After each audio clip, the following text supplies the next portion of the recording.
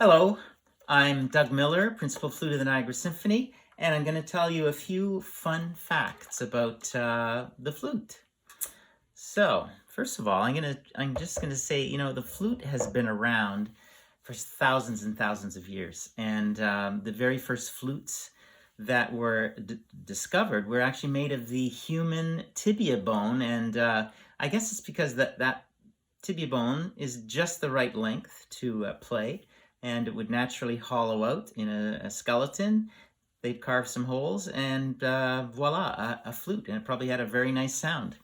Uh, Much later on, they evolved into flutes that were made of some sort of natural material like bamboo, for instance. And they would, carefully position the holes to start to make scales. And here's what this bamboo sounds like.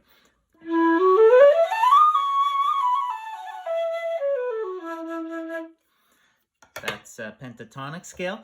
Later on, we'll jump a few hundred years and or 1,000, and as music became more complex and symphony orchestras were demanding more chromatic type music, they started to add keys to your typical tube with holes to get all those in-between notes, like the black notes on a piano.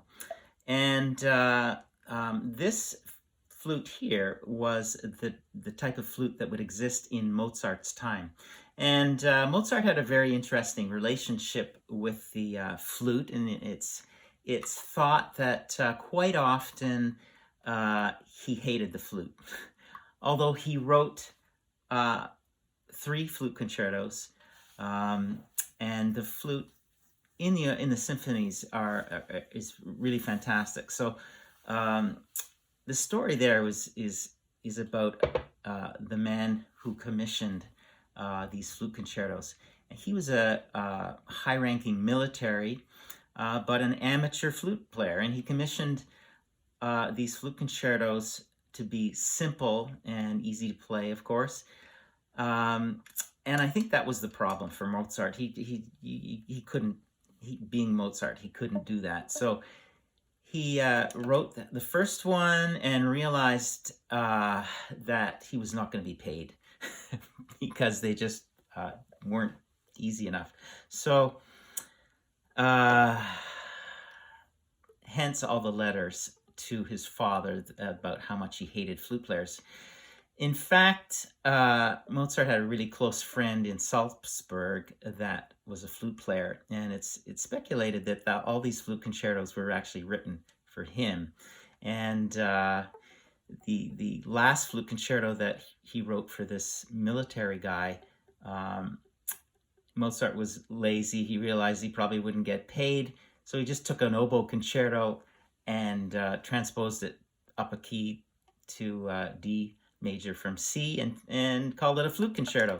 So anyway, that's probably why there's speculation that Mozart did not like the flute, and it was this sort of soured relationship.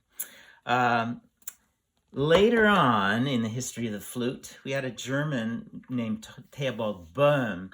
He worked with metals, and he made basically identical flute to this out of metal. That was in the late 1800s, and it satisfied all the needs of the modern symphony orchestra in that it had a much bigger projecting sound, and plays completely chromatically for over 3 octaves. So this is the flute that, of course, that I play in the orchestra. I realized I didn't really play anything on Mozart's flute, so here we go.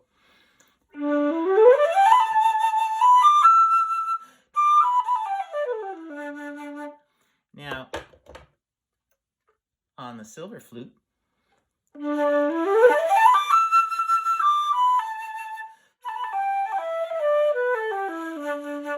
so you can see it's a little different and bigger, more projecting sound.